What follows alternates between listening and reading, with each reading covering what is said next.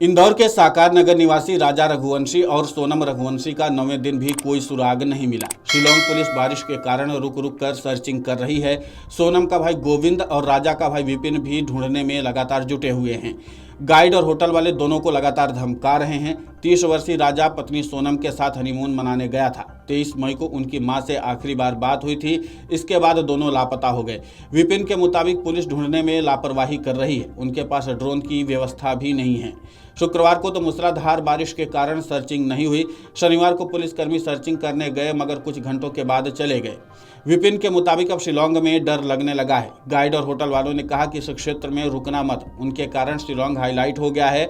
पर्यटकों में कमी आने लगी है। ग्रामीण उनके साथ कोई भी अप्रिय घटना कर सकते हैं।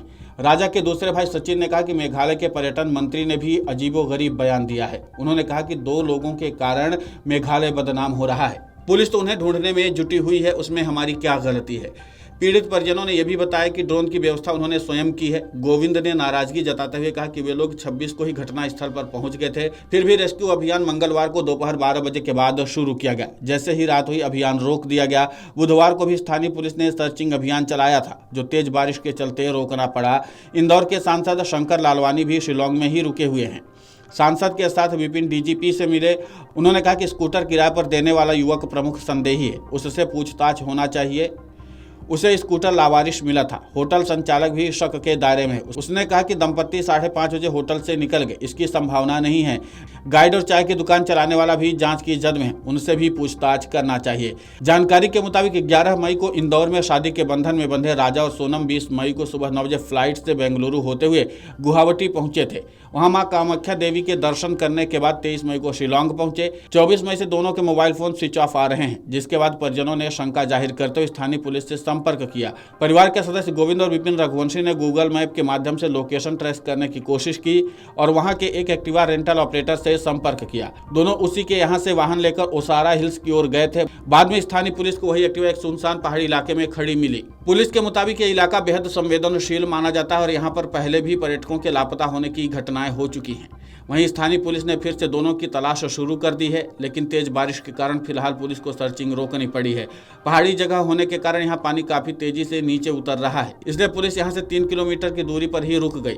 वहीं दूसरी टीम नीचे ही रुकी हुई है और बारिश थमने का इंतजार कर रही है। बता दें कि इंदौर से बीजेपी के सांसद शंकर लालवानी भी बुधवार 28 मई की सुबह शिलांग पहुंच गए हैं। बताया जाए कि जहां इंदौर के इस कपल को तलाशा जा रहा है वो स्थान चेरापूंजी है, जो भारत में सबसे ज्यादा बारिश के लिए जाना पहचाना जाता है। अब यहाँ पर है कि जिस तरीके से पुलिस लगातार सर्च ऑपरेशन चला रही है और पुलिस के सामने सबसे बड़ी चुनौती है कि मेघालय में भी फिलहाल मौसम विभाग ने रेड अलर्ट जारी कर दिया है, यानी यहाँ पर भारी से बहुत भारी बारिश हो रही है।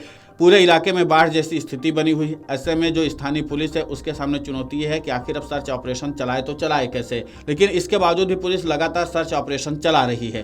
पुलिस को जब भी मौका मिल रहा है पुलिस अपने तरफ से प्रयास कर रही है और इसी के नाते से स्थानीय पुलिस की ओर से जानकारी दी गई है कि जब भी हमें मौका मिल रहा है, बारिश रुक रही तो हम सर्च ऑपरेशन चला रहे हैं। लेकिन सबसे अहम बात है कि जिस तरीके से ड्रोन से सर्च ऑपरेशन चलाया गया और तमाम तरह के प्रयास अभी तक पुलिस ने किए हैं और तमाम पूछताछ भी पुलिस ने कर लिए हैं, उसके बावजूद भी इन दोनों कपल के बारे में कोई भी जानकारी अभी तक मिल नहीं पा रही है। और फिलहाल स्थानीय पुलिस इस बात के फिराक में जुटी हुई है कि कहीं से भी इन दोनों कपल के बारे में कोई सुराग तो मिले, उसके बाद हम बाकी का काम कर लेंगे।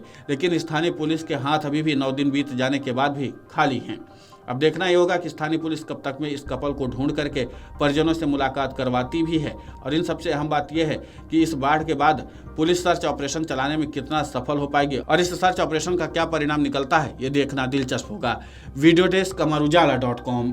अगर आप ये वीडियो YouTube पर देख रहे हैं तो हमारे चैनल को सब्सक्राइब कर बेल आइकन दबाएं और Facebook पर देख रहे हैं तो हमारे पेज को लाइक करें।